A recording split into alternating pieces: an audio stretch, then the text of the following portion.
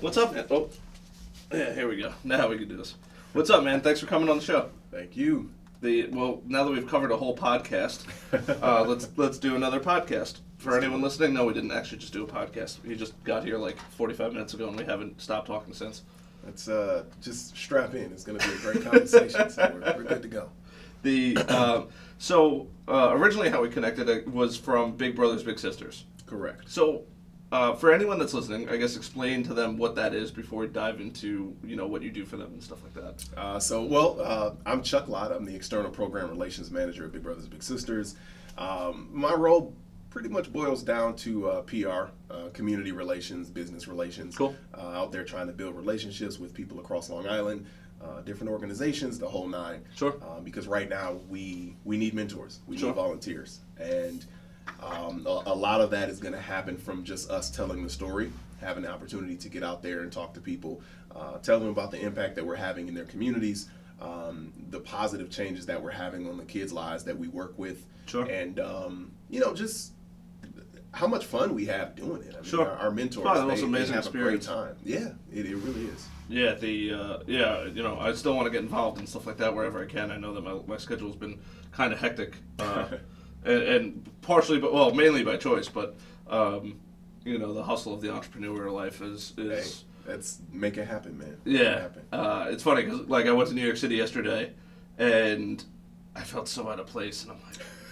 I dislike everything about New York City, and my fellow New Yorkers are probably like, you can't say that. And I'm like, no, I literally don't like anything about the city. Like, it's too congested. It's too everything's on top of each other. On top of that, I don't know how to it's hard enough to get an Uber, let alone figure out the trains. Right. People are like, oh, just ride the subway. I'm like, dude, I rode the subway once. Actually, I've ridden it a couple times, but when I go alone. It never works out in my favor.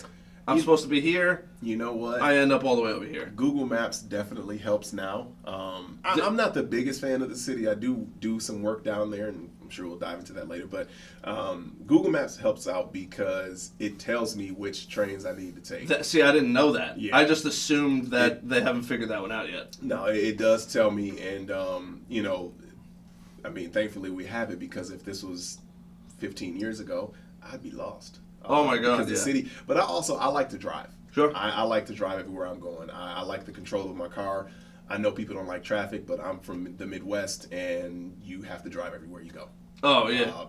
So I hate traffic, but yeah, I like. It is what it is. I man. You can't do anything about traffic, and that's I try not to get frustrated with traffic, because at the end of the day, there's nothing you can do about it. It's gonna be there, so you might as well sit back and enjoy it. I guess to some degree. To some degree. Turn my music up. You got to get a Prius now. That's the way to go. I would probably get a Chevy Volt because I'm from Michigan. All right, fair enough.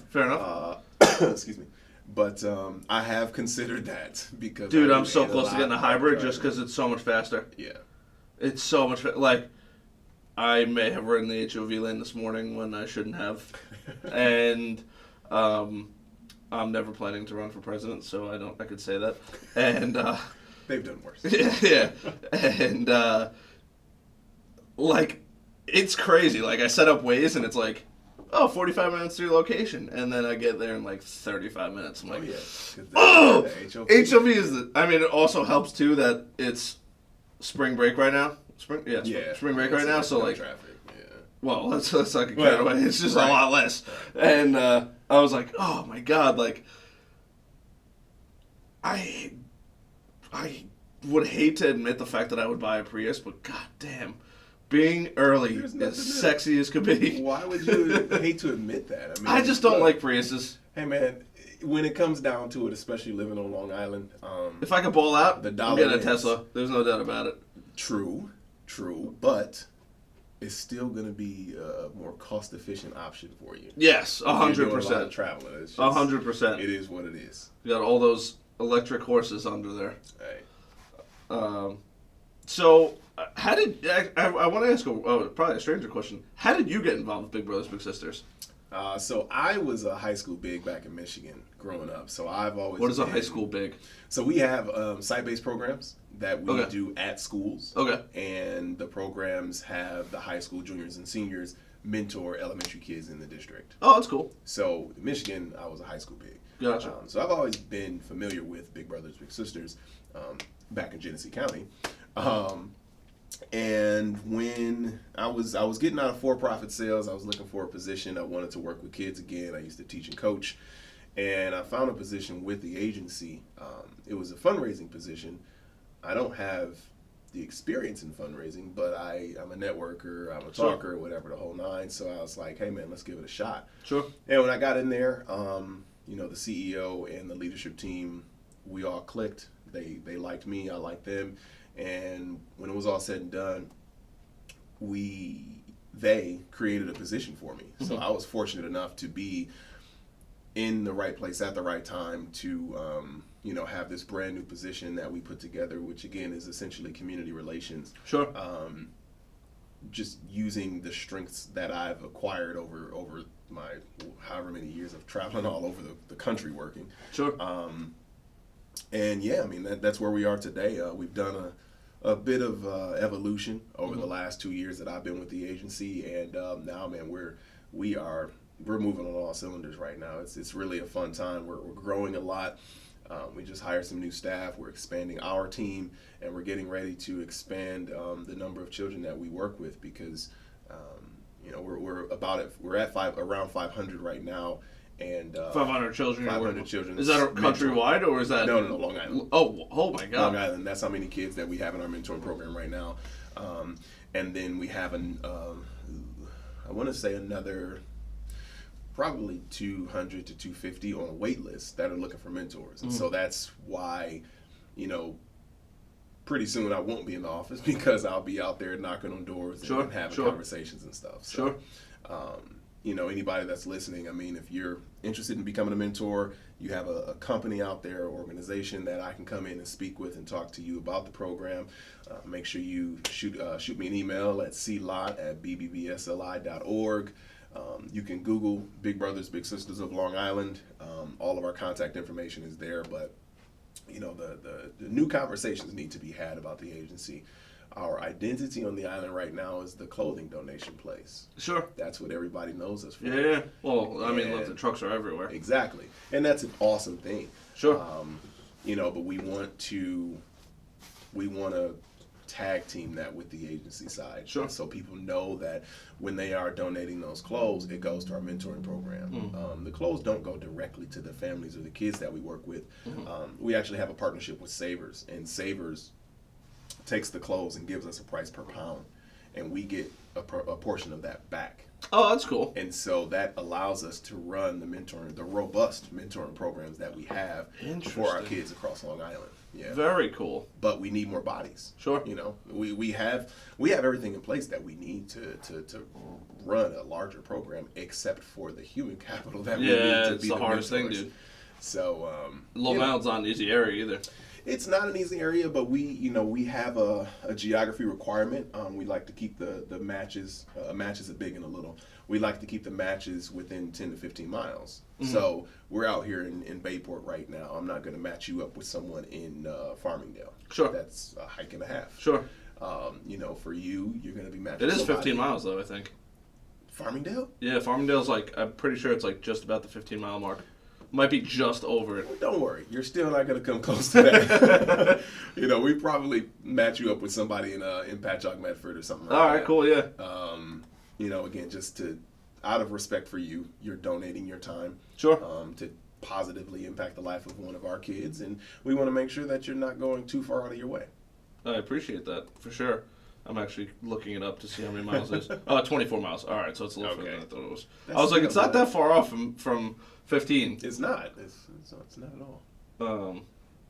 Yeah, it's cool though. 10 to 15 miles really isn't that bad. It's not that bad, and the time commitment isn't that bad either. We ask for a few hours a month. So, how many hours a week you work? All of them. Exactly.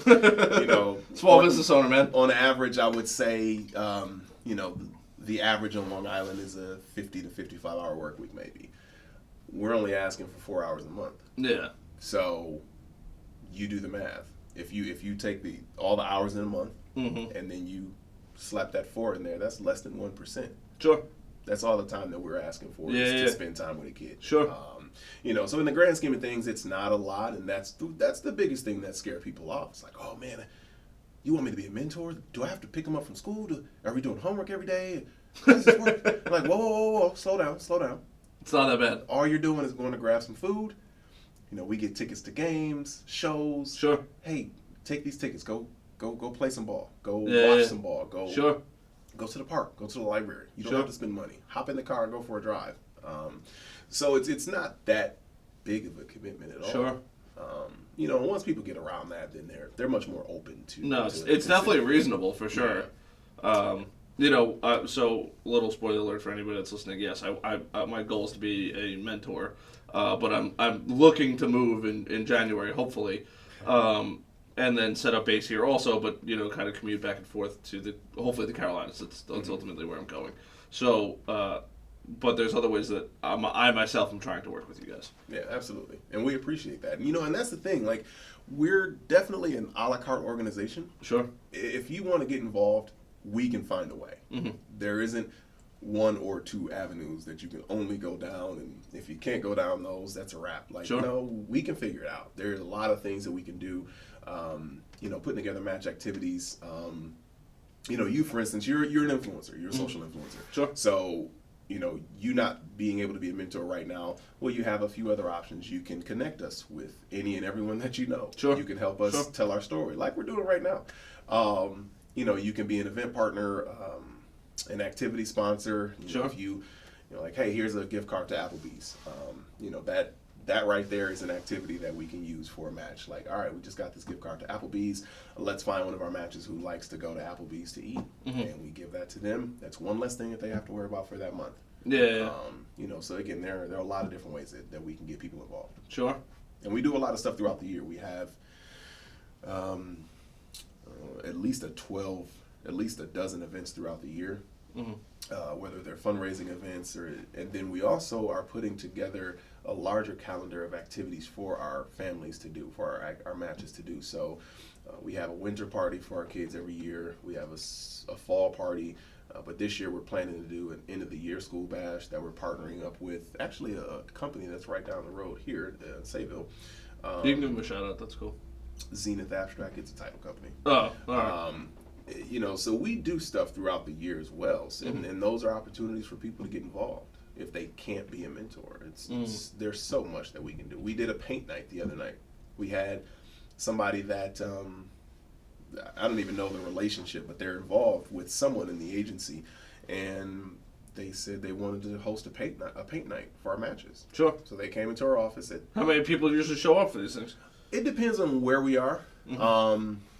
This one was in our Islandia office, so I want to say 10 matches showed up. Okay. Which is pretty good. Sure. But 20 people. The month before that, we had a sports night in Northport. Okay. At North Sport facility. The month before that, we had a movie night at our Islandia office. Sure. So it just depends on where we are, what we're doing. Absolutely. How many people we can hold. So. Love it, man. Yeah. That's so cool. No, I love it. And a little part of me, I'm still dying to nerd back out with you. So Chuck walked in and I saw he had a hoodie on, and for the people that are listening mainly, and I could see the VEL and then the STU, and I was like, oh, I know what that says. That says Marvel Studios, and I was like, oh, so you're obviously a fan, and the shirt says more than a fan. Oh yes, it does. It literally actually says more than a fan. The first 10 years. So what I think is so funny is as we're sitting here, and Endgame came out literally yesterday. Yeah, I know, me too. So immediately we headed off to, when are you going to see it? And Chuck's like, in a few hours. And I said, I might have to wait a little bit longer and try to, sway the girlfriend to say yes to it so she could fall asleep during the movie and I could watch it in silence. Nope, just let her stay at home. Go get her a bottle of wine. Take that movie ticket money and go get her a bottle of wine. You can give her a foot rub before you leave. Like, here, honey, enjoy yourself. I'm not going to annoy you right now because I know that's what I do. I'm going to give you this bottle of wine. Let's kick your feet up. I'm going to go watch this movie for 3 hours, and I'll be back. I was going to say, it's a 3-hour movie, too. Oh, I can't wait. It could be 5 hours long. I don't care. Oh, I'd be so excited. If I had time to sit and watch it immediately after the first time I'm watching it later today, No. I would do it. No. Are you serious? Look, I'm a very simple man. Okay. I don't need much Sure. to whatever, be happy or get those endorphins going. I still go to the track because I ran track in college. I love running in the rain. I love going to the gym, and I love my superhero movies and pro wrestling. That's all Sure. I need. You give me Are you talking when you say pro wrestling? I probably should ask WWE. WWE. Oh yeah. Oh, really? Don't- I shouldn't say. Oh, really? Why did you say it like that? Because I know it's fake. There is a there's that F word. There's the F word. Look, there's a table right here. I would love to show you how fake it is. Just do me a favor and don't use the F word. We can use scripted. All right, We that's can better. use They definitely take a predetermined beating. outcomes, Sure. but we can't use fake because everything that you love is probably fake because it's scripted. That's all WWE is. Oh yeah. It's scripted. Everything is. But the athleticism, absolutely not. It's incredible. And I'll tell you because I trained. And, Yeah. You trained to be in the I WWE? trained a long time ago. And I was also... It's no joke. You gymnast and a legitimately gym. take a beating. You legitimately take a beating. Yeah. Absolutely. Yeah. Yeah, man. Yeah, that's WWE, nuts. I've watched it my entire life. My son is now obsessed with it just like I am. Really? And he's 3, so that's way awesome. I'm a huge fan. Do you watch UFC or no UFC? Just WWE? I watch it if there's nothing else on. Okay. If I catch it. Sure. But it's definitely not anything that I'm actively going to see. I'm not into the cage. I like the entertainment piece of WWE. I was gonna say that's what you're paying for. You're paying for it's real entertainment. I mean, my thing with UFC is, I don't really. What does wanna WWE watch stand for? World Wrestling Entertainment. Okay. It used to be the Federation. Okay. But there's a little organization called the World Wildlife. Well, I can't talk today. The World Wildlife Fund. Oh that yeah. Sued the WWF. At the No. time for the letters. Really? And this was in 2002. I'm a historian. It's good that you know all this because I'm learning so much. I love this. There was like this big get the F out. There was like if you look back to WWE now E then F, there was an era where it was always get the F out. That's why, because they got sued by the World Wildlife Fund.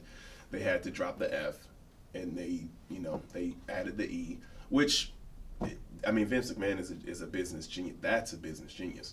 Vince McMahon took, the entertainment piece of World Wrestling, and he morphed it into what it is today. I mean, they have studios, they have their network, they have, I mean, what he's done with his brand, over the last 20 years or so is absolutely incredible. Sure, and the fans that are the fans that watch it are dedicated as could be, like absolutely. Dedicated. But yeah, man, I've always been a fan.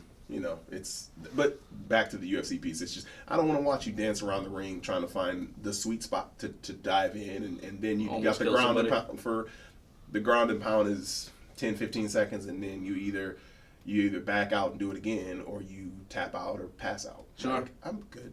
I'll watch the highlights. That's what SportsCenter's for. Fair enough. Fair enough. All right, I get that. I watched. So I don't know if you saw up there, but I have the Money Fight. Bought that when I was hammered one day, and and I watched that fight. I bought it actually before the fight came out, and I was like, "This is going to be a great fight." Wasn't a great fight, but what I truly appreciate is the fact that somebody leaving their comfort zone to go into somebody else's comfort zone and give it a best effort fight, and that to me is incredible. Like the fact that like you're number one in one sport, you're willing to compete with the number one in another sport, with the odds literally stacked against you, and you didn't do bad. Yeah. Kudos to you, bro. No, absolutely. That's the way I look at I it. mean, he's definitely an interesting character, but you can't take anything away from that. McGregor? Yeah. Both of them. Oh, yeah. For sure. Both of them. Floyd Money Mayweather. No, it's absolutely incredible. I think I don't watch too much boxing. I try to catch a UFC fight here and there. I don't really watch TV in general, but I did watch the Infinity Wars yesterday, prepping for I was supposed to watch it. Endgame. I got a little busy, but that's okay because I've watched it quite a few times in the last few months. So it's not like I don't know what happened. Quite a few. So back to the internet gurus who teach me all the things that I don't know about the MCU. Okay.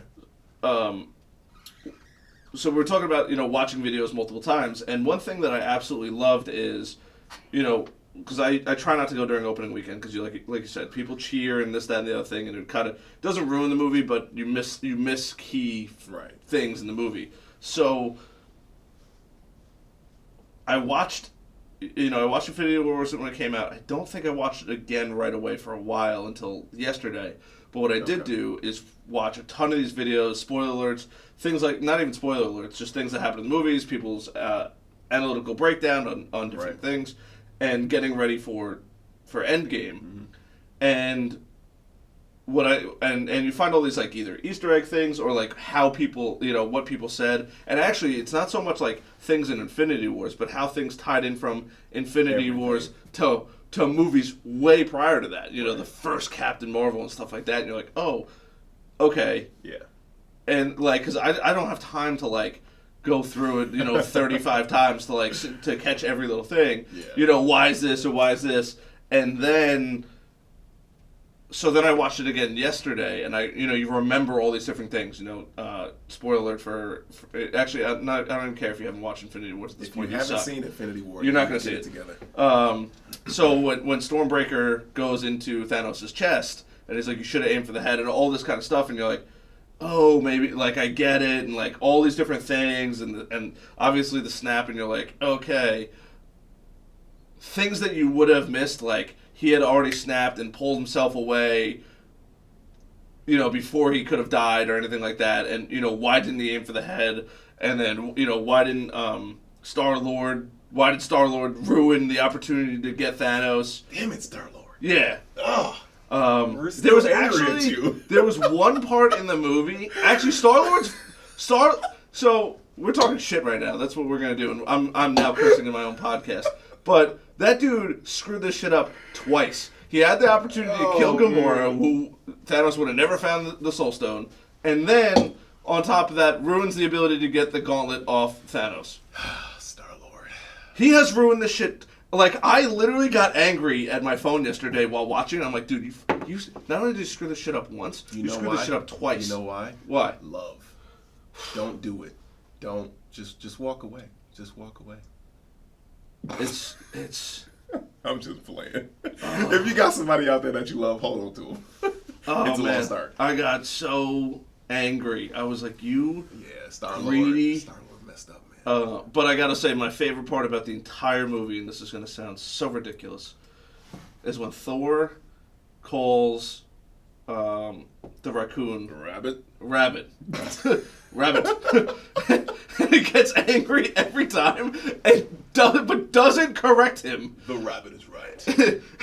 and the other funny part, and the absolute, I cried laughing on the train when this part came, was when Thanos puts his new eye in, and he goes, oh, I stole that. He goes, oh, I had to sneak it out through and he already put it in his eye. And you know what he was gonna say? Oh, you know. And I just cried. That was the funniest out of everything in that movie. That was the absolute funniest moment. They really did a great job with Rocket. They really did. Kudos to Bradley Cooper. I know you're listening, so high five. Yeah. But Rocket and Groot's a fan favorite just because he's a big old tree. But sure. The back and forth with Thor and Rocket in Infinity War was reminiscent to the back and forth that was going on in Ragnarok. Because Ragnarok was a freaking masterpiece, and it's honestly it's what Thor needed. It's what Thor's character, what his universe needed for his first two installments. Thor is my favorite Avenger. His first two movies were very underwhelming, but he's still my favorite. Sure. You think underwhelming? I didn't see the first one. I can't find it anywhere, and I didn't want to. And I'm not. You can come over. I have it. I'm in. I'm in, dude. I'm in. Thor. Look, I don't say they're underwhelming. That's what everyone else says. Sure. I will still watch Sure. Thor. And I thought Ragnarok was like, holy shit. Well, Ragnarok it's in a whole other. Was there 2 movies prior to Ragnarok or one? There's 2. There were 2. And if you watch Ragnarok, you probably don't want to watch the first 2 because they're that much different. They really are. Really? They really are.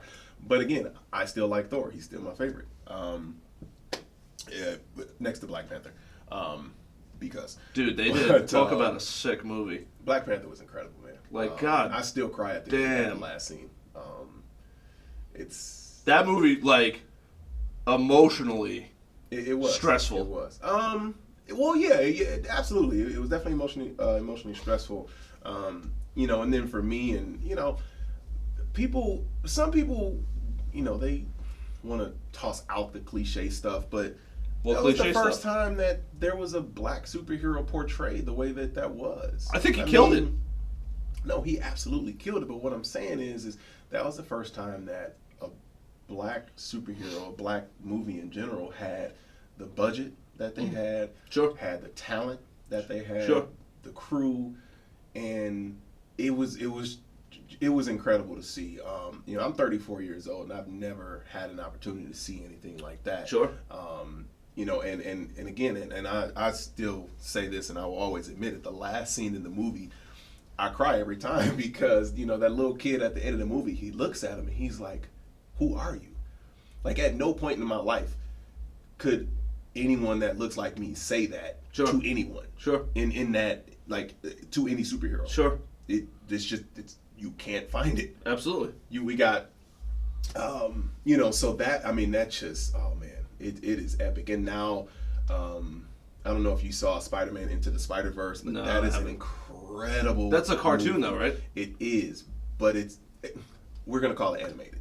Okay. Not a cartoon, because they take, like, there's a lot of comic elements in the movie, but that movie is incredible. It really is. So to kind of continue with the Black Panther idea, I think what I absolutely love, and I think I want to say it started kind of with Deadpool, where not so much the characters, but the fact that the people that make movies realized we could do things that we didn't used to do. Yeah. Like, we could curse. We could do all of these things, especially under Disney, which, you know, they were the first R-rated movie. Deadpool's not technically. Deadpool's still Fox. Oh, is it?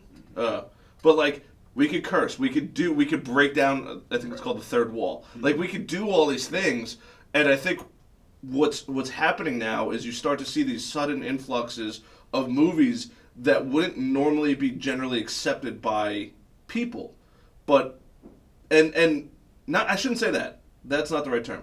Not generally accepted.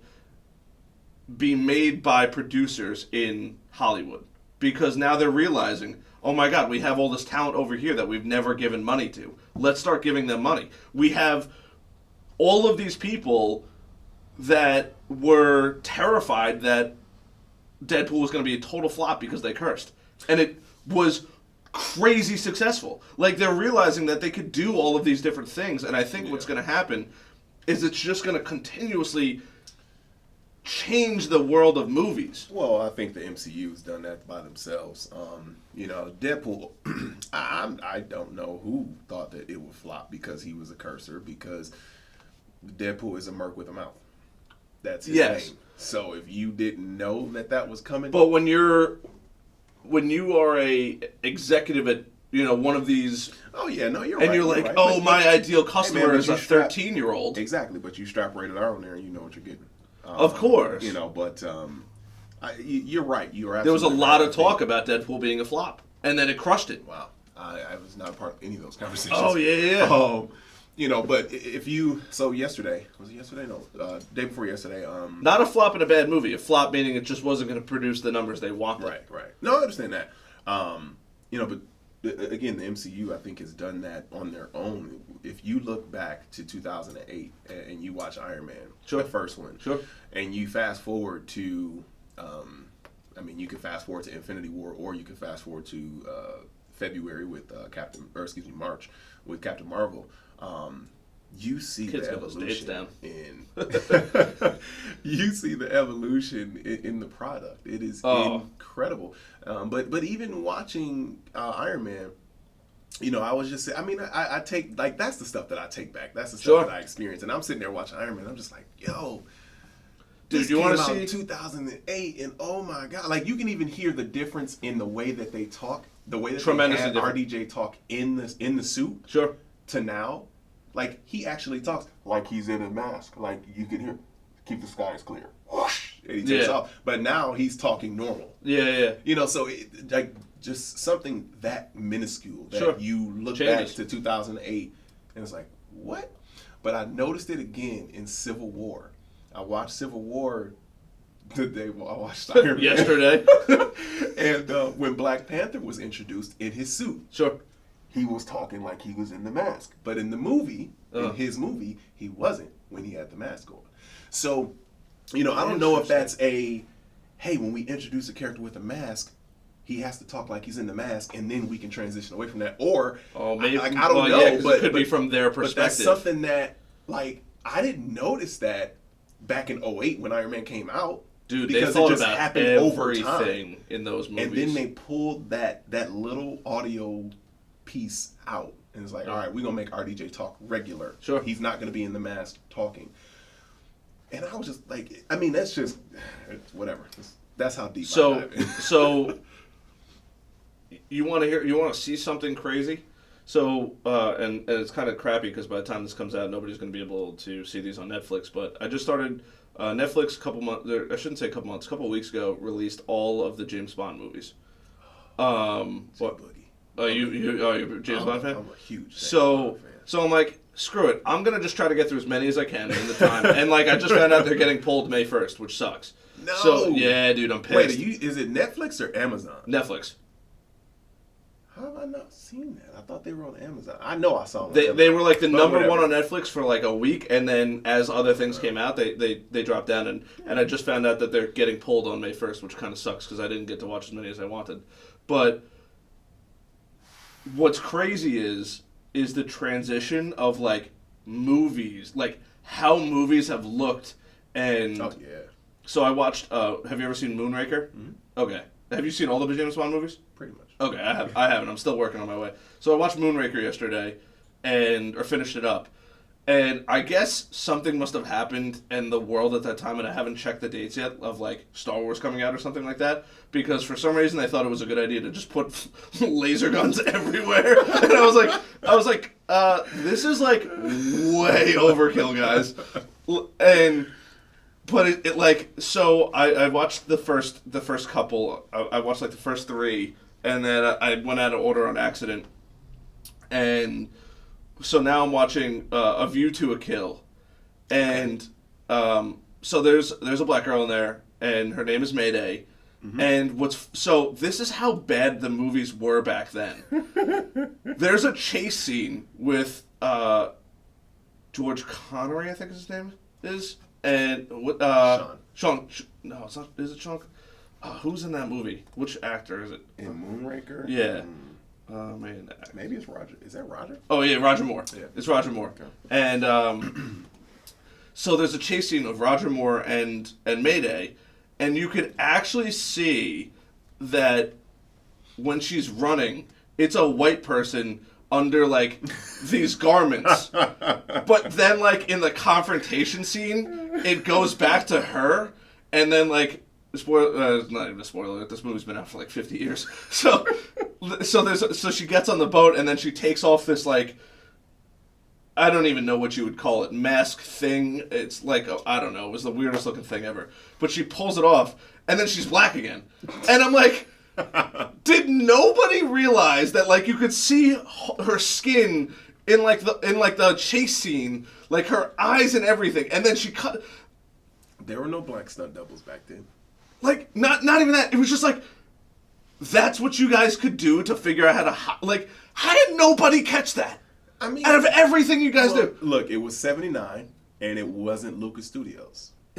rough. Like not even that. That's all it is. It's just like, and then in Moonraker, it's like the shuttle's blowing up, and I did like a little bit of like hit movie study, and they used to film the when they were going to space things in water because they would be semi-neutrally buoyant. But the funny thing is, like, they get into space and nobody's floating, and I'm like, no one ever floats in space. Guys, you're supposed to you're in space. Well, but I mean, think about it. Did you ever see the non-remastered version of the original Star Wars? No. It's bad. Oh, I can only imagine. You can see the technology increase with the ships, with the lightsaber, sure. With the blast and stuff. You can see how awful, just how far we've come. Oh, I'm not gonna knock that. Light that years still came ahead. in '79, no pun intended. But you can see the difference between the non-mastered remastered version of the original Star Wars to the remastered version. It's crazy. It really is. It's crazy. Like, I watched the James Bond one when the dude's got the fake hand. I think it's Goldfinger. No, it wasn't Goldfinger. Goldfinger was also when the planes fly over and everybody dies. And the plane is hundreds of feet above, and they all just lay down at the exact same. I'm like, that's not how this would look at all. Like whatever they're spraying, this invisible gas, would not drop to the ground. It's faster than gravity could pull it. See, that's why WWE is better, because it's scripted, and you're gonna get the entertainment of, hey man, let's make this a little bit more dramatic. Don't all just drop at the same time. Oh my God! Like, it's like there's so many things that happen in these movies, and it's just James Bond because I'm just a big fan of James Bond. And I was like, they release all the movies, and I've always wanted to see all the movies. Let me go back, but even the acting, like in which one was it when he's in like Havana or something like that, and he shakes up a martini, pours the drinks, wraps the bed in sheets with pillows in it, and the guy walks in, opens the door, starts shooting the bed, and then he just miraculously shoots him 2 times and drops him dead. You're like, okay, James Bond has a license to kill. Come on now, let's be serious. Oh my God! One hit. That's all you need. Did you ever play GoldenEye? Yeah, of course. Okay. Of course. I can't be beaten, so but the man with the golden gun, all James Bond needs is one shot. Unless he's going up against Francisco Scaramanga. You gotta watch out. Dude, the acting was so bad back in the day. And I don't even care about the acting, but like just the subtle details. I'm not detail oriented at all. But like Venom, for example, another movie. So the point when she gets fired from the job and she's walking out with the box of stuff, she gets fired. She drops all her stuff, and you see something fall out of the box on her left side.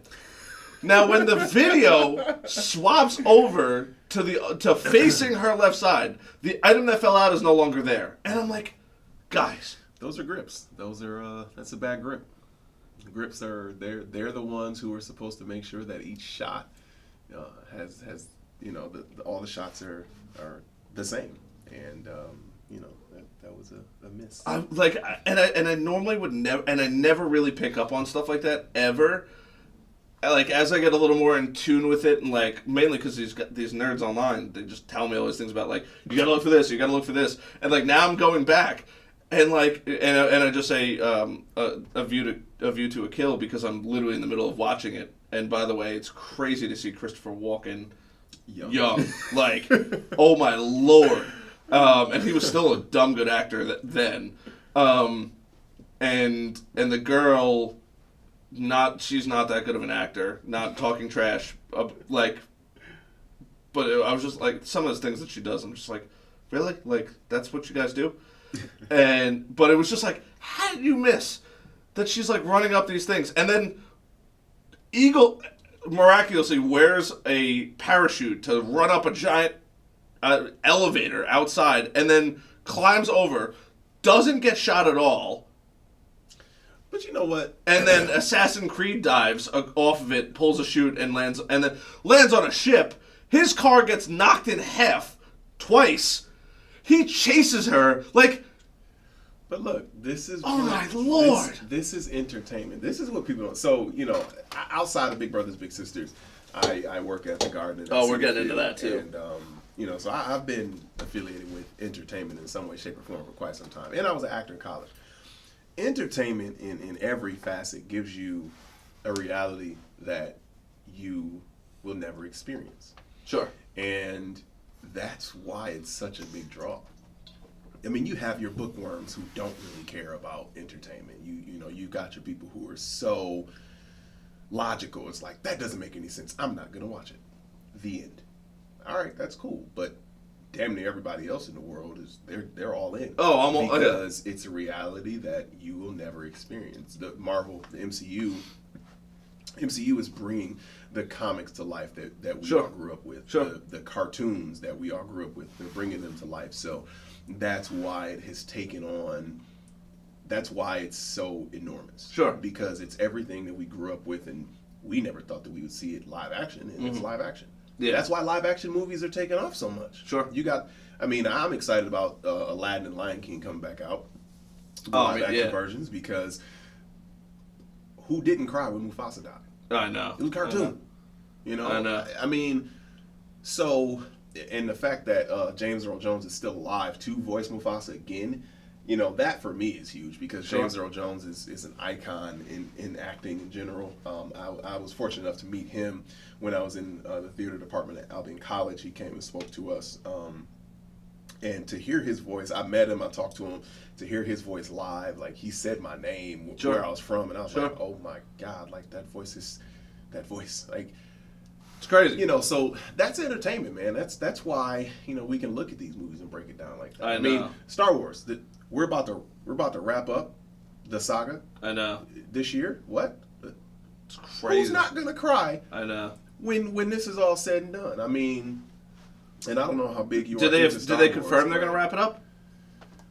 Because apparently it was supposed to be wrapped up already, allegedly. No, there's no way.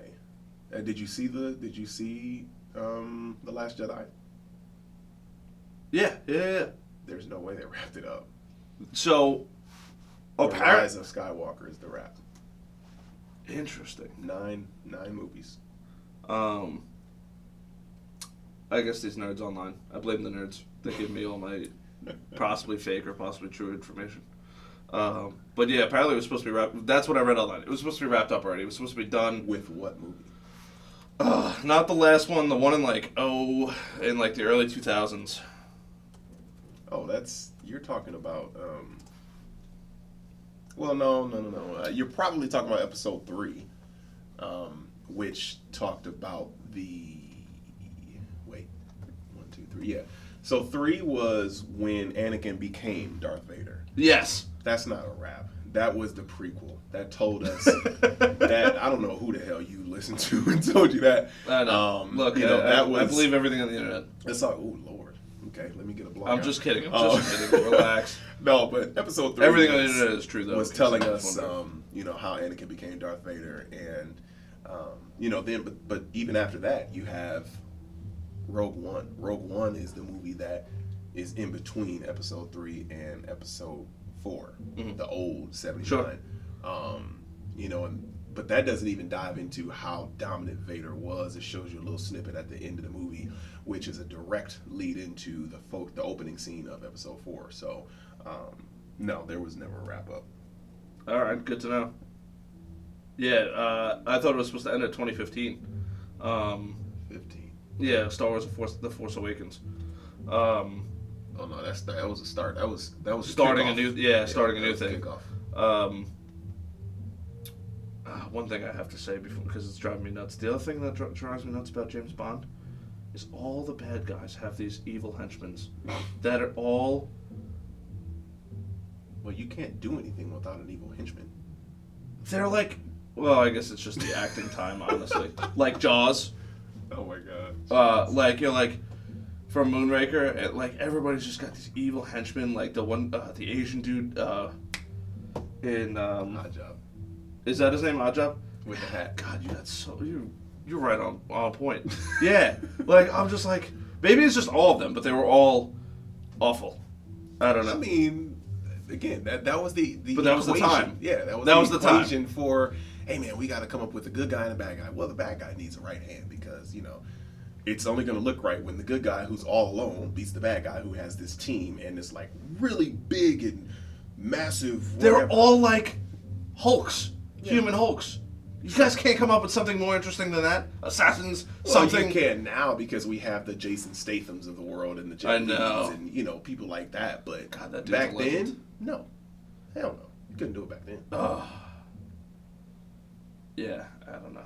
Just that was one thing I realized literally halfway through A View to a Kill, and I'm like, they all have the same evil henchmen. It's all the same. Like Mayday, Jaws, they're all just the same principle of like superhuman strength killers that do everything their master says. Except Jaws, he turned on them. Badass.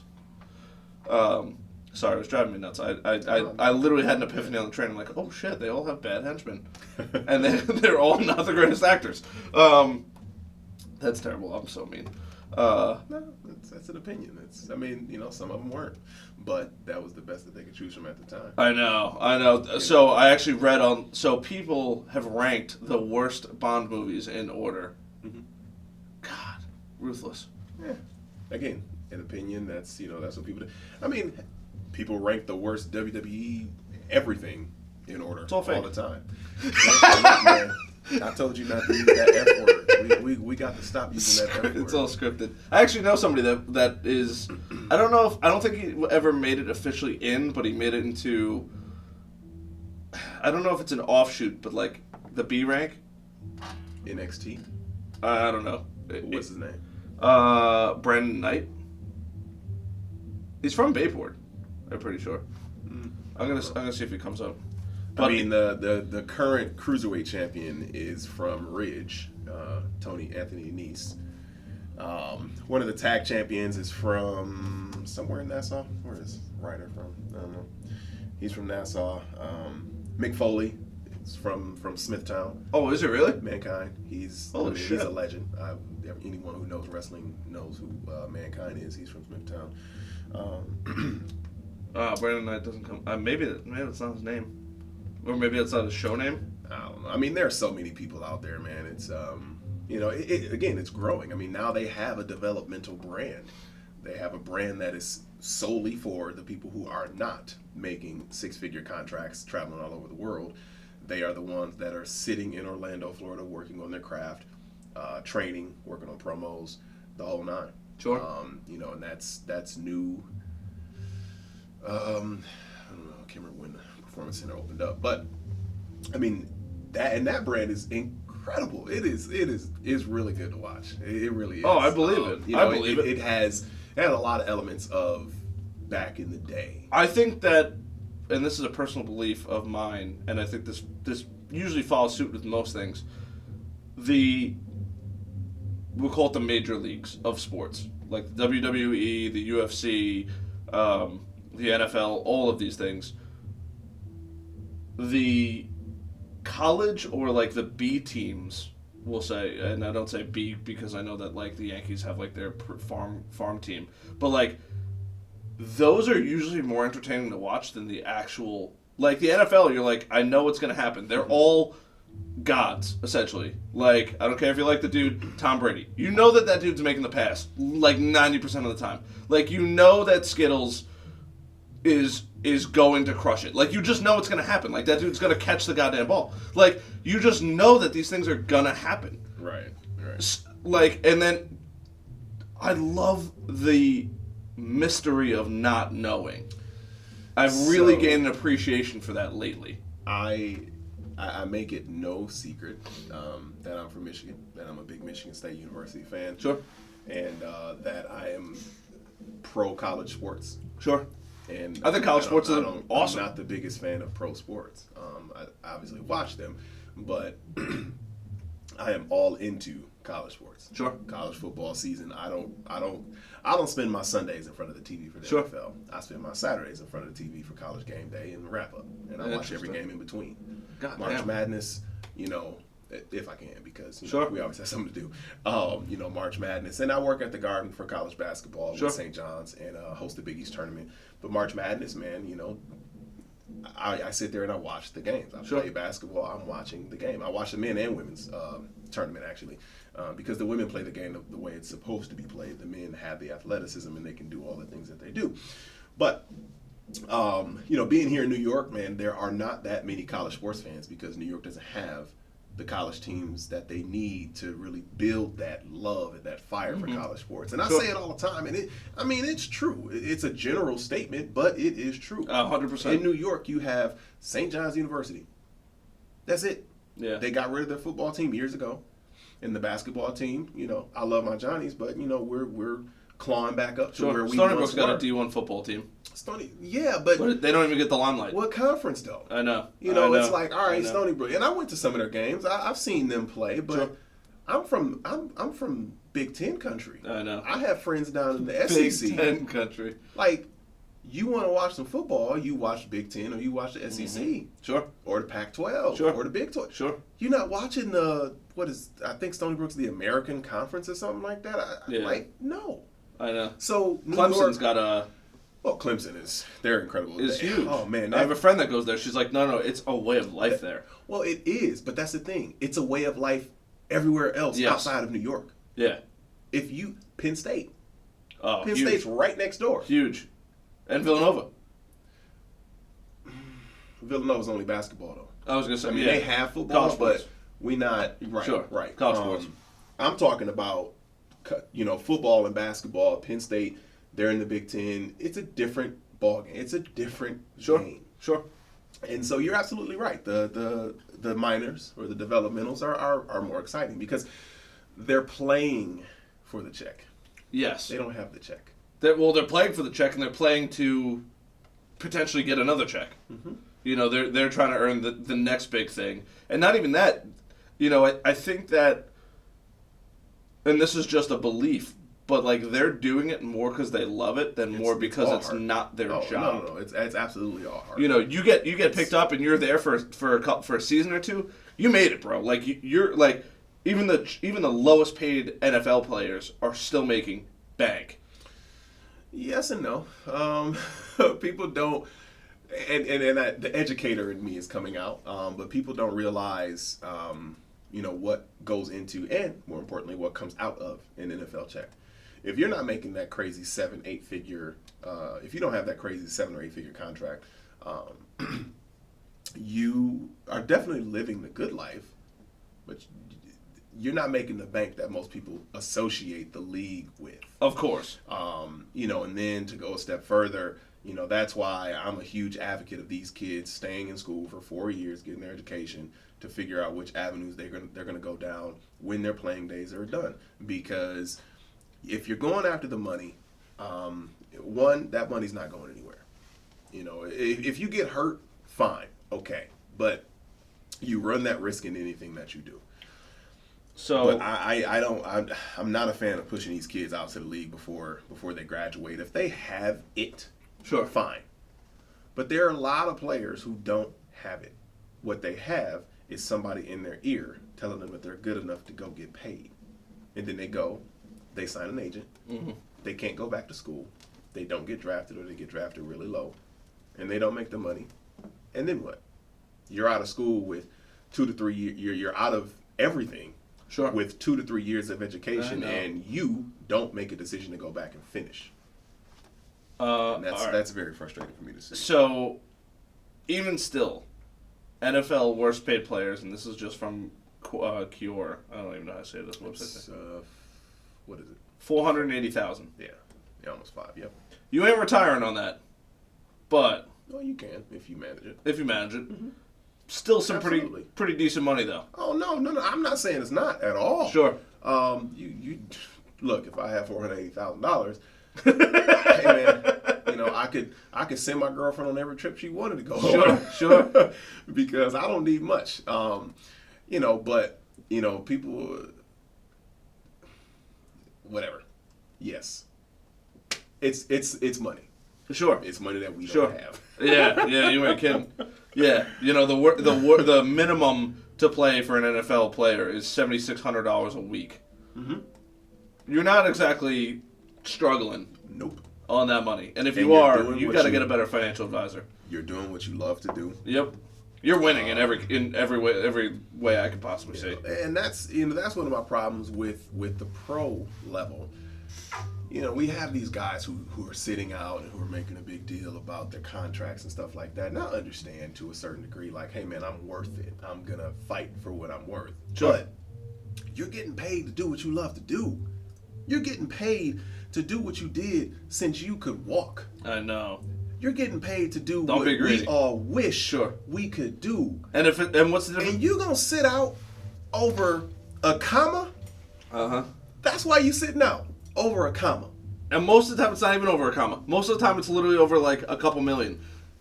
Not Look, man, it's really frustrating. if you make $40 million, honestly, 40 to 50 million is not that big of a change in your lifestyle is literally not going to change at that point. Nope. $10 million extra a year is not enough money. Is not for people that are listening to this, be like, oh, you guys are scumbags. You're talking about $10 million. No, $10 million to most people is life-changing money. But when you're making Already, exactly. $40 million and you Yep. want 50 or 60, Yep. your lifestyle is not going to be that different. Yes, okay, maybe you can't afford the biggest house that you could possibly want. Mm-hmm. By no stretch of the imagination are you ever going to have to worry about money again if you manage it semi-correctly. But that's the problem, though. These guys come out of school and they don't have the mentors in place. They don't have the teams in place. Like LeBron James, say what you will about him, that man is a genius with his brand, and he has an amazing team around him. He will never have to worry about a thing in his life again. And Bronny is going to be in the same position because his son can play very well. Sure. He's going to get a 4-year, full ride scholarship. He's probably going to play in the NBA. But then you have players like Allen Iverson. Mm-hmm. Iverson was the man. But if he didn't sign that contract with Reebok stating that when you turn 50, we're going to give you this much money, and he'd be on the street. Yes. He would be on the street in Philly Sure. if he did not sign that contract. Mm-hmm. Because he mismanaged all of his money. Sure. And there was a point in time where Iverson was the hottest Dude, talk about shoe people that suck at out there. managing money. That dude. Well, which one you pointing at? Both. Right. More so Mayweather. And that That dude that's, is baroque. Yeah. It also doesn't help when you don't pay taxes. But that's a whole nother topic. Well, there are other people who do that too. But it is frustrating because it's like, look, man, when you reach a certain point, like, all right, I'll take me for instance. I'm a old-fashioned Midwestern gentleman. I'm from Flint, Michigan. If you give me $200,000, that's gonna change my life. Oh, And sure. I live in New York. It's still gonna change my life. Sure. Because I'm going to manage it efficiently enough to put myself in a position to open myself up to more opportunities. Sure. And put some stuff away from my son or whatever. But that's a little bit of money to New York. Mm-hmm. People tell me $1 million isn't a lot of money, and I look at them like they're crazy. I'm like, excuse me, $1 million is not a lot of money? Well, here, it's probably not. And I understand that. I get it. Houses are, $500,000 to $800,000 or more. You got college loans. You have whatever lavish lifestyles that you may or may not want to live. Fine. Okay, $1 million isn't a lot of money. For me, you give me $1 million, I'm set. Sure. And I'm probably going to leave New York. But so you also got to think of things on the flip side of things. You didn't come from money, right? No. You didn't come from money. So if you don't come from money, you understand. It goes back to the old saying, a rich man will learn more becoming poor than a poor man becoming rich, because the rich man already has everything. Right. So, he's only going to learn more as he continues to get poorer. He's only going to learn more as he loses his money and loses the ability to hire different people to do all of his things and stuff like that. Right. And not saying that you grow up poor, but if you don't have if you're not rich from the get-go, you learn so many different things along the way. You learn how do I get my, we'll use myself as an example. Didn't grow up rich, and how do I see more concerts? You go get a job at Jones Beach. That's how you go see more concerts. How do you go see more basketball? You go get a job at MSG. Like, it's the same concept. It's just a different method of going. I never thought about. Oh, that dude, way. man, that's why I've worked at so many different places. It's all for the perks. I have done that, but I didn't look at it that way. But somebody did ask me like, yeah, damn, Chuck, you get a lot of stuff like handed to you, and I'm like, well, it's always been my job. Sure. Like the last job, the job that brought me here, I was a cheerleading instructor all across the world for over 10 years. I traveled the world for work. Sure. I've been to a few different continents for work. Sure. We're only working 7-8 hours a day. Sure. So I got to be a tourist. Mm-hmm. I got to experience the world. Sure. And I didn't pay anything. That's why most people join the military. They don't do it because they want to do it. They do it because they travel the world. And now, yeah, I mean, with the garden. I shouldn't say most people. That's not true. There are people that join the military specifically for how to travel on somebody else's dollar. Well, I mean, and I don't look at it that way. I definitely don't want to take advantage of things. I don't like handouts. It just came with the territory. I mean, with the garden, my son, he's 3 years old. He's been at the garden since he was 1 month old. Sure. That boy has no idea that his dad works in the world's most famous arena, that he can run onto the court after the game because all the security guards know who he is, and they give him a high five and let him go on the court. I'm going to shake you down to go do that, by the way. Come to a game. We'll go on the court after the game. But my son, he's growing up here. He's growing up, with me and his stepmom, and there are things that he's experiencing in his life that I wouldn't say that he takes for granted, but it's going to take a long time for him to understand the enormity of what's in front of him. Sure. There's going to come a day where he's going to play at the Garden. You think? I hope.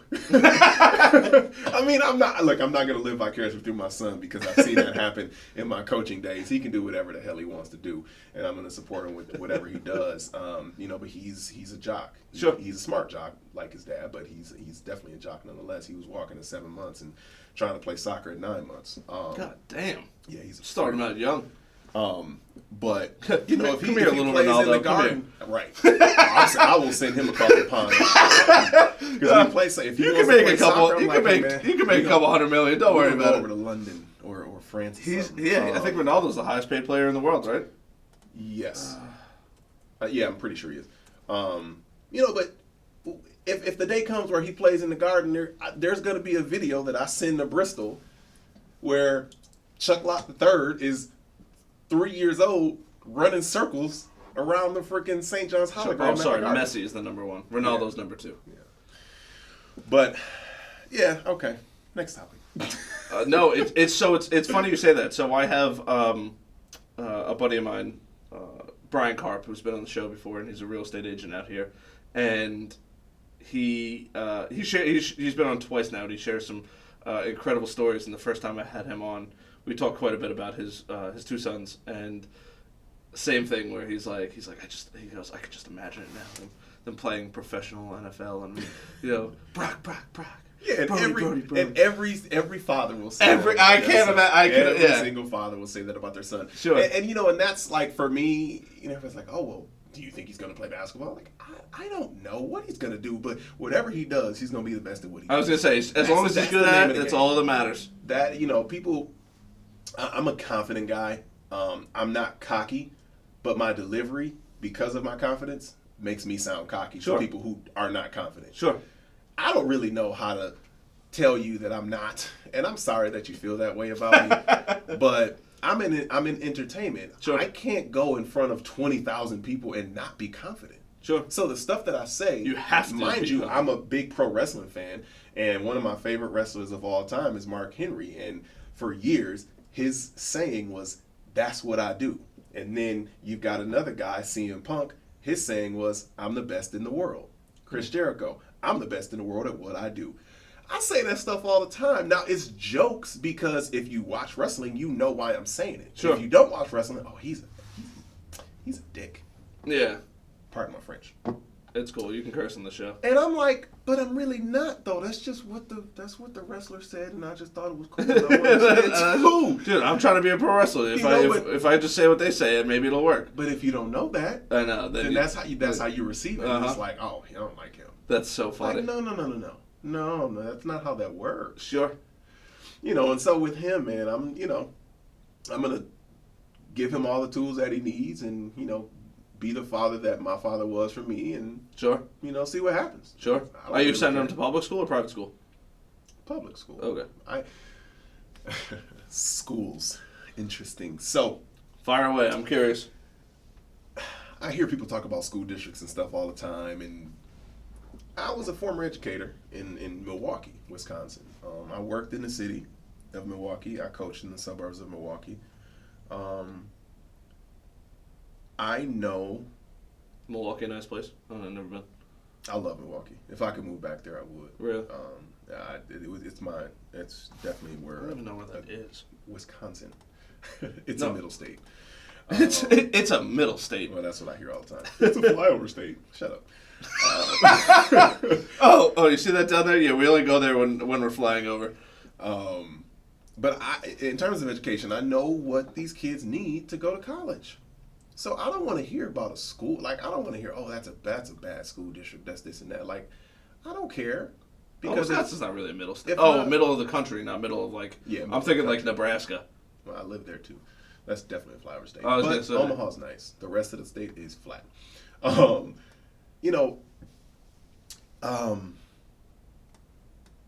Everything is standardized. Sure. So, and then not only is everything standardized, but Lori Loughlin showed us that money counts. So when you go to school, everything is even more standardized. Sure. My college, I went to a small liberal arts college. We were one of the top 50 schools in the country or something like that. But when I walked across the stage, I still had the same piece of paper that somebody walked across the stage from a public university had. Sure. So I'll never get hung up on public versus private. Sure. I won't. I only ask. So somebody recently brought it to my attention, and I can name kind of who it is. But they one of my prior podcast guests, they did homeschooling for all their years, which I didn't really know anybody that was homeschooled. So what they did was very interesting. And then afterwards, we had a conversation on public versus private schooling, and their outlook on private colleges as opposed to public colleges was very interesting. More so going to private college because not for the degree, for the connections you get to make in there. And that's true. I had no idea. Private colleges are smaller. Yes. So you have a stronger network. Yes, tremendously. Take me, for instance. I went to Albion College in Michigan, small private college. I think we had, I can't even guess, but it was a small college. Sure. But or can get in touch with most of the alumni. Sure. Because it's a small college. Sure. Like, hey, man, if I show that A, oh, did you go? When did you graduate? 2006. Oh, I graduated in 1994. Oh, sure, what's up? Sure. Let's connect. But Michigan State University, 70, 80,000 students. Good or something luck. Like that. Everybody went to State. That's one of the reasons why I didn't go to Michigan State. I love the school. But everybody from Flint went to Michigan State. Almost everybody from Flint went to Michigan State. Sure. I would have been going to high school again. I didn't want to do that. I wanted to experience something new. Yeah. So that's why I didn't go to State. Sure. So you get lost in the numbers at a public university. You don't at a private. So, yeah, public high school, secondary education, public versus private, public all day. Because there are things you're going to learn socially that you will not learn in the That's what I agree with. I think that I do not want my son to have any part of that. I am sorry. This world is diverse. There are things that he needs to learn that he's not going to learn at a private school before he goes to college. Sure. Now, when he goes to college, I really don't care where he goes. I went to a private school. He can go to a public school. He can go to a private school. Private school costs a little bit more money, and I wish I didn't go. But I can't. What I was able to experience at my college, I could not have experienced at a bigger school. Oh, I almost went down to Florida A&M University. It's an amazing historically black college, HBCU. There are things down there that I would have experienced that I would not have experienced anywhere else. However, when I went to Albion, I was recruited to play basketball. I ended up running track, became a cheerleader, and I was in theater.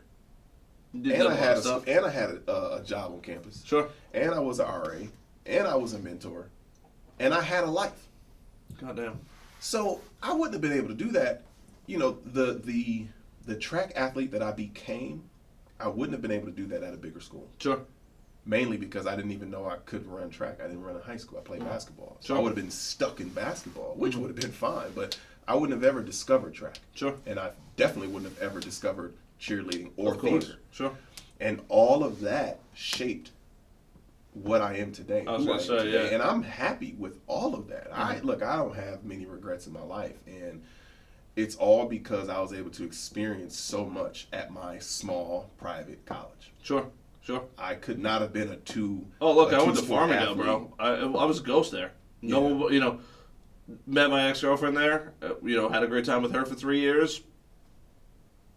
If I didn't have to be there to study, you would never see me there. Yeah. No, even my fraternity. You know, I was in a fraternity, and like, you know, guys like, you're on campus. I'm like, dude, I'm never on campus. Like, why would I? I have a job out here. You know, I live out here. It's not like it's around the corner. And on top of that, why do I want to be somewhere where I do not need to be, that I do not enjoy being? I have less rights there than anywhere else. And on top of that, not even less rights, but there are literally police officers there with nothing against police officers, because I love the shit out of them, but nothing else to do. Yeah. Like, there's only so much they can do. The campus is like 10 acres, and they have 5 cops on. Like, it's, you know, and I'm not saying I'm doing anything bad, but the likelihood of getting in trouble is I literally drove on a campus one day, and I changed the song on my phone. Like, just clicked it, and the dude pulled me over. Yeah.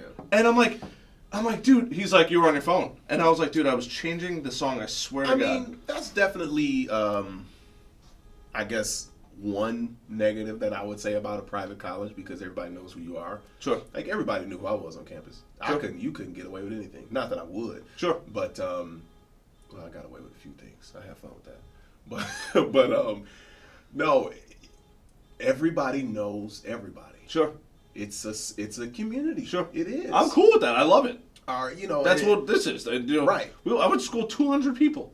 No, sorry. And that's graduated to like just under 200. And people. that's yeah. I mean, it's everything is a numbers game. Sure. Everything is a numbers game. Sure. That's why, you know, as you go up, you know, when you go from high school to college to grad school to, you know, a PhD program, EDP Sure. program, or something like that, the numbers get smaller and smaller, and more things open up to you because there aren't that many people there. Yes.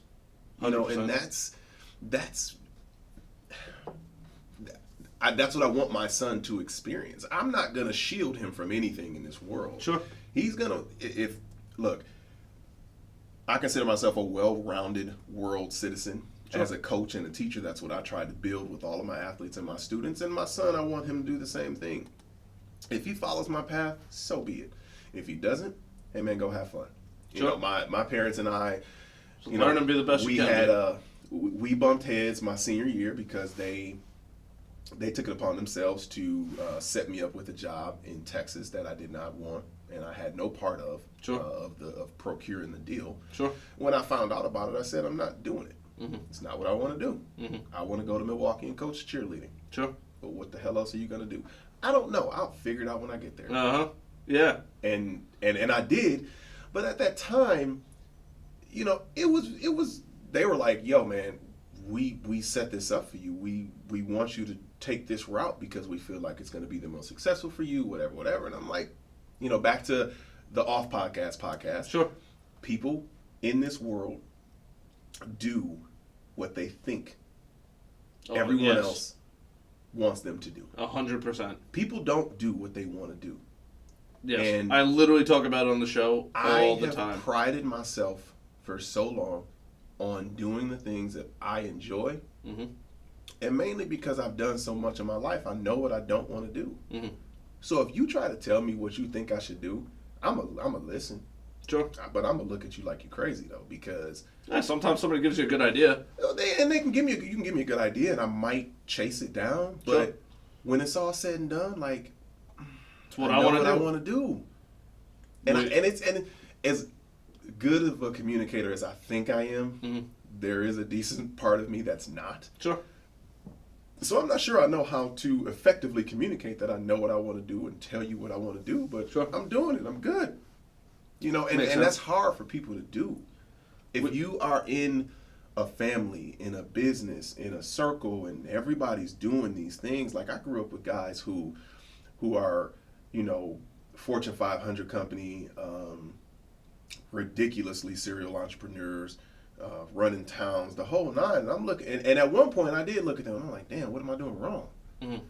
And I was like, hold up, though. I'm having fun. Sure.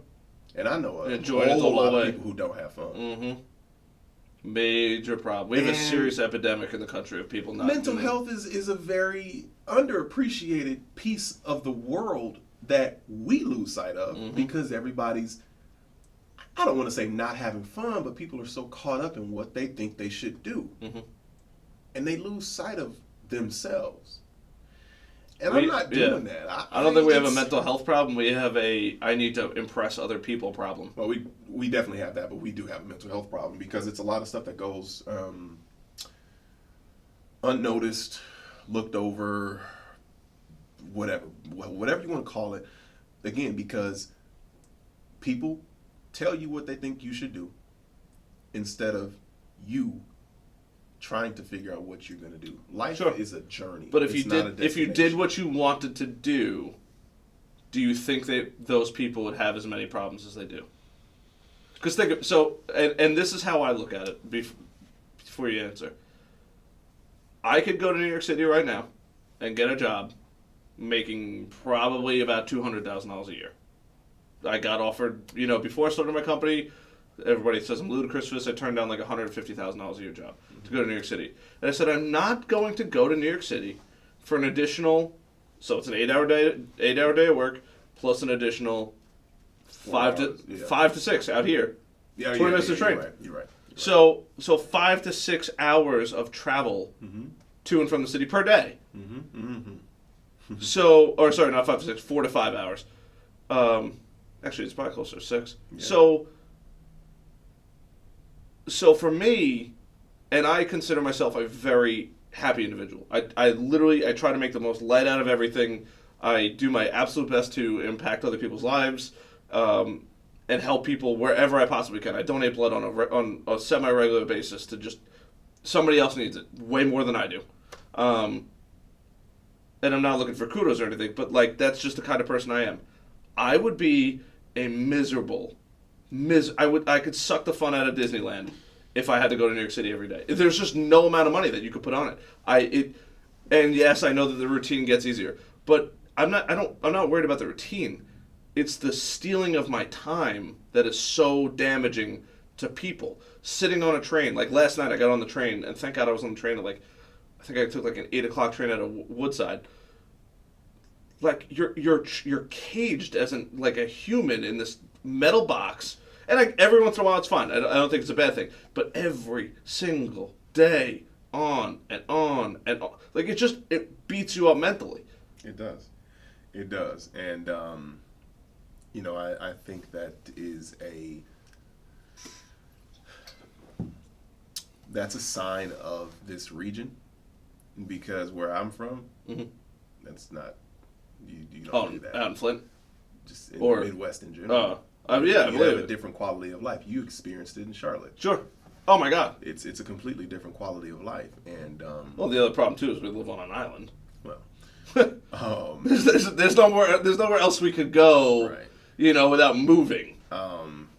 So it's tough because you get in the rat race. Mm-hmm. You get in the I need to impress this person. Mm-hmm. I need to look good. I need to keep my name in the limelight. Mm-hmm. And you lose a lot of stuff. You do.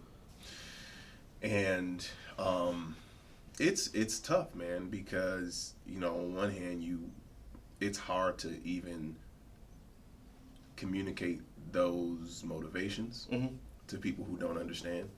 Sure. Because it's so foreign. Mm-hmm. It's like, yo, I want to enjoy a simpler life. Mm-hmm. And I don't know how else to describe that to you, but to you it comes off as you don't have aspirations to have a bigger life. Sure. And it's like, no, I didn't say that. That's not what I mean at all. It's the quality of my life that matters. I just want to have exactly a higher quality of life. And not even, I don't want to work at it, but why do I have to break my back to get it? Mm-hmm. We just went real philosophical, by the way. I like this. I can live a happy, fun, high quality of life without breaking myself down. Mm-hmm. And the fact that I don't want to do that does not mean that I don't have any aspirations to live a bigger life or to live a better life. But that's what I feel like my life should be. Mm-hmm. I'm enjoying myself. That's I'm important. having a good time. It's so important. You're only here one time, and you can't take anything with you. So why in the hell am I running this rat race? Sure. Trying to make all these people look at me a certain way. Sure.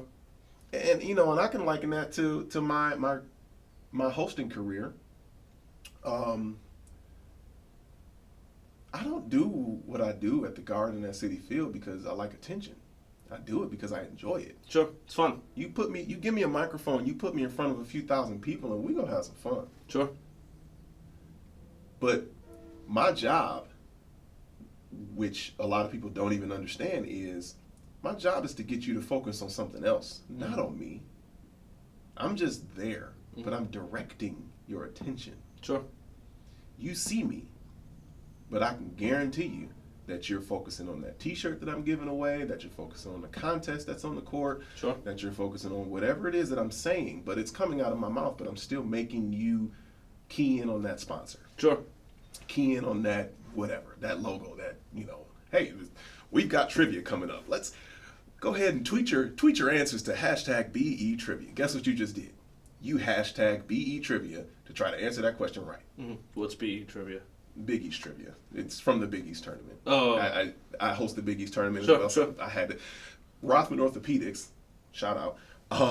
They were the sponsor for the Big East Trivia throughout Sure. the tournament. I had to do 2 spots every game. Oh boy. So I'm still dreaming about this spot. So, but yeah, I show up on the screen and it's like, oh, that's Chuck Lott. I'm walking, that's Chuck. But guess what you just did? You tweeted the hashtag. Sure. Because I told you to do it. Mm-hmm. It's powerful. I'm having fun. Yeah. Everybody, I don't know how you do it. I don't know how you go out there and get in front of people. I don't look at people.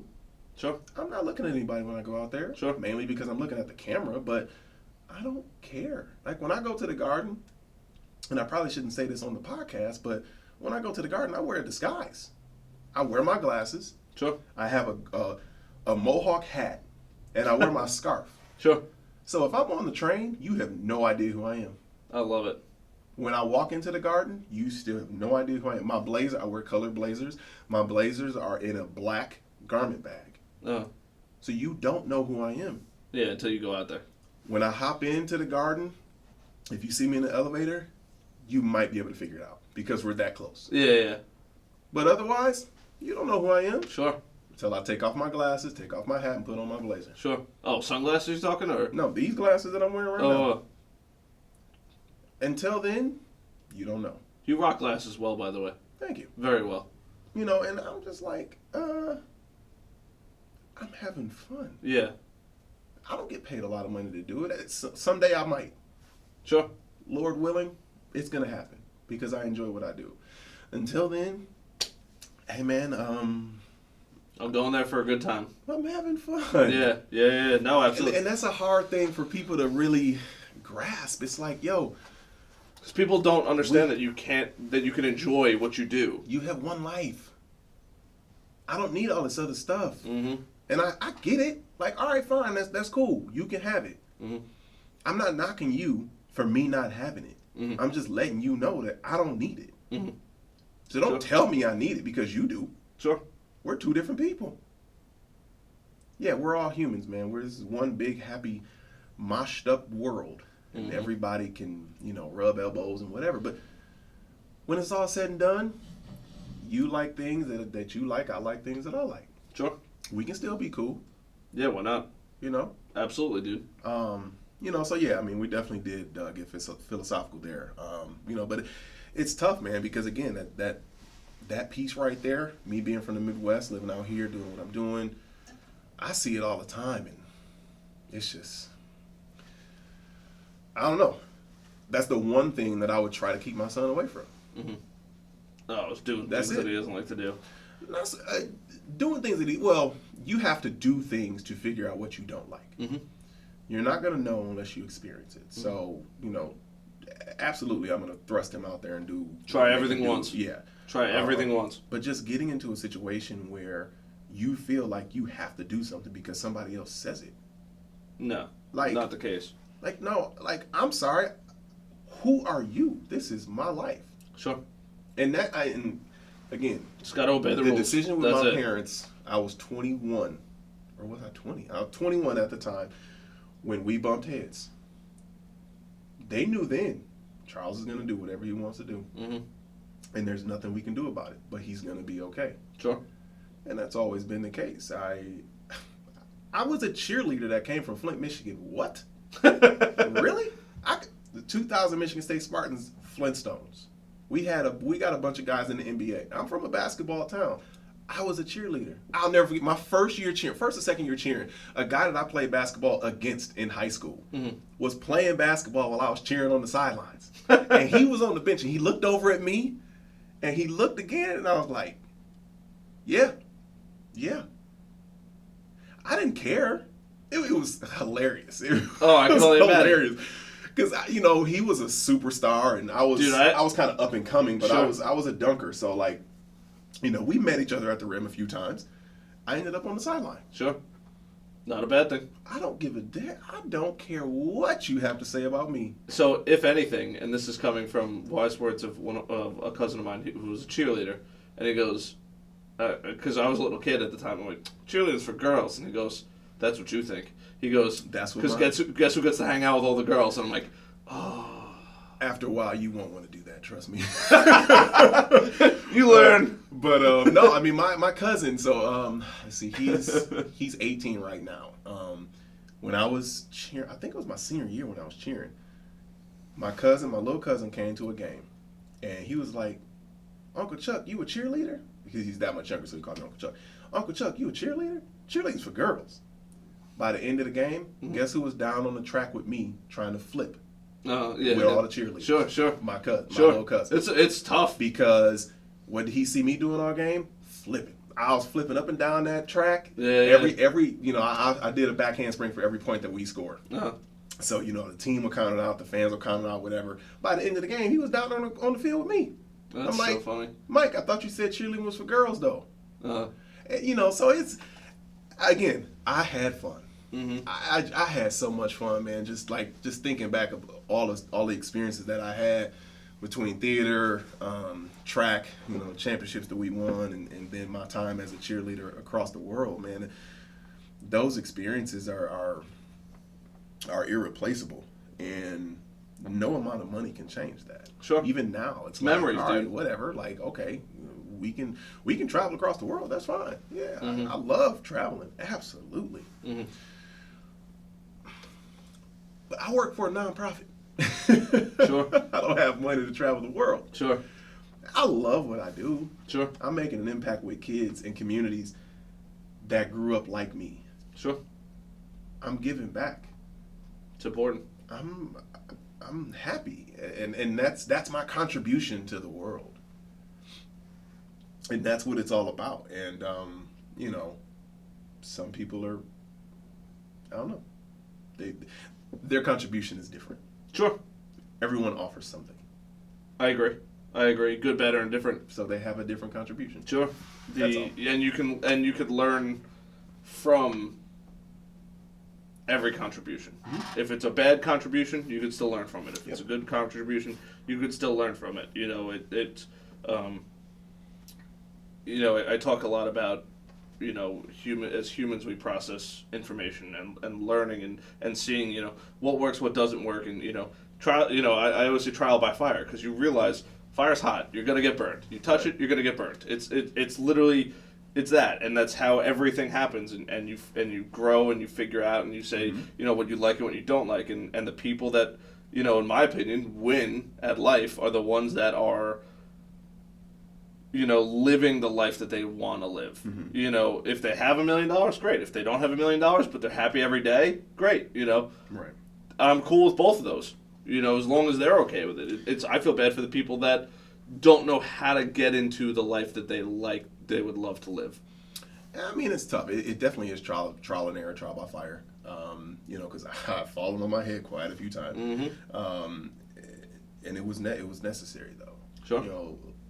Again, life is a journey, not a destination. Success is a continual process. Sure. But everyone measures success differently as well, and that's lost on a lot of people, particularly here because it's so expensive to be here. So success is greatly measured by money. Sure. I don't measure success by money because I met a whole lot of rich people that I don't want to be around. Sure, there's plenty of rich. I'll say exactly. Not so nice people, we'll say. And there are a lot of not so rich people that I enjoy to be around. And vice versa. There's probably a lot of rich people that you enjoy being around. There's Absolutely. probably a lot of people, broke people, that you don't want to be around. Sure. To each his own. Yep. I want to be around good people. I don't care how much money you got in the bank or anything like that. And everyone's just different, and we have such an issue with difference in this place. We do, and just embrace it and honestly let it be. You can't do anything to change it. Sure. If somebody's different, you're not changing them. Nope. People don't. That's what people change. need to understand. We have a major problem people here. Don't change. Yep. You can't force somebody into thinking differently. You can't, walk a mile in my shoes. Well, that unfortunately never happens. Nobody's ever going to be able to stop, change shoes, live that person's life, and see what it's like. Unfortunately, you can help that person. You can give them advice. And people only take advice if they want to take advice, like you said. You're right. So at the end of the day, myself included. Yeah. Look, at the end of the day, we had a great, one of my buddies and I had a great conversation. He's like, well, what about these people? And I've talked about this on the show before, but like, what about these people that can't help themselves? I'm like, how can they not help themselves? And he's like, well, what if they don't have the education to educate themselves? I'm like, everybody in this country, for the most part, is a legal citizen, and they can go to the library and take out books and use the internet and learn. And look, you gotta want it. You do have to want it, but that's and then I'm going to dive into that and play devil's advocate. And I don't have that much time, but I know you're strapped. It's yes, everyone has the ability to do that. Sure, but in some communities, communities that I've grown up in, communities that I work in, it's not taught. It's all education. Know. Yes, it's not passed down. So people don't know, and that's a problem that underrepresented communities have. Sure. There are a lot of things that we recognize need to happen or could happen to make their situations better, but it's not taught in those communities. And if it's not taught in those communities and passed down in those communities, they don't know. Well, and we get angry with people that don't It's not know. even those communities. It's like 99%. Like I'll use myself as an example. My parents taught me almost zero financial literacy. Almost zero. And I grew up in a middle-class household. I never had to worry about food on the table, anything like that. They didn't teach me how to manage money. They, love my parents to death. I don't even know if they know how to manage the money correctly. So, I tell everybody, I'm like, the best advice I could possibly give you in life, doesn't matter who you are, go read more books. Read books. Just, I agree. Go to the library, read books. Ask them for suggestions. Go find the number one reading list. And, and if you don't know how to read or you don't like to read, Get an audiobook. Exactly. So that's why I say. So I go, look, if you want it, you'll figure it out. I want to start my own business. I built this studio. I didn't even show you the other side yet, but I wanted it. And it's easier for me to say, yes, I totally get that. But if you want it bad enough, you'll figure out how to get it. Hey man, how bad do you want it? I say that. I live by that. That is, in the athlete world, that is that's it. Mm-hmm. That's all it is. If you want it bad enough, you're gonna do it. Sure. And the key, however, is to know what you want. Yes. That's the key. Mm-hmm. If you want happiness, you don't need money to make happiness. Which probably somebody's freaking out right now saying that's not true. I know someone's freaking out right now. But you're absolutely right, though. You have to know. And you can't do it based on what someone else thinks or what someone else tells you that you should be doing. And, that's, back to that philosophical piece that we were just in a few minutes ago. It's huge. It's huge, man. People don't. Yeah, we got to round two this, boy. I know. You got to get out of here. So, sorry for the abrupt stop, everybody. How do people find you? All that kind of stuff. How do they get in touch with you? Chuck Lott on LinkedIn, CLOTT at bbbsli.org. Instagram handle or anything? I think everything is at bbbsli on Instagram and Twitter. You can Google or search us on Facebook. You have a personal Instagram or no? Of Long Island. You don't plug it if you don't want to. It's Chuck Lott. Okay. It's Chuck Lott is my hosting handle on Twitter and Instagram. Your host Chuck Lott on Facebook. But yeah, man. Just back to the Big Brothers Big Sisters piece. We need mentors all across Long Island. Suffolk County is an area of the island that we're trying to build right now. Sure. To build partnerships, to get more mentors, to offer more activities to our matches. Gift certificates, tickets, passes to whatever, country fair. Anything, Yeah, anything. Just so we have options for our families and stuff to do. Makes sense. Because we like to keep everything low to no cost for our mentors. Sure. If you're donating your time, we don't want you to have to, spend your world. And you're not. But we want to make sure that, all right, every time you go out, like, we got the something least impact possible, yeah. Yeah, so, sure. Makes total sense. But yeah, we'll definitely dive back in, man. This was a good chat, and I think we can take out some additional arms on some of the last few topics that we dove into. We'll go deep next time. Yeah. I love it. Scuba diving. Absolutely. It's so funny you say that because that's RJ, the show before you. Yeah.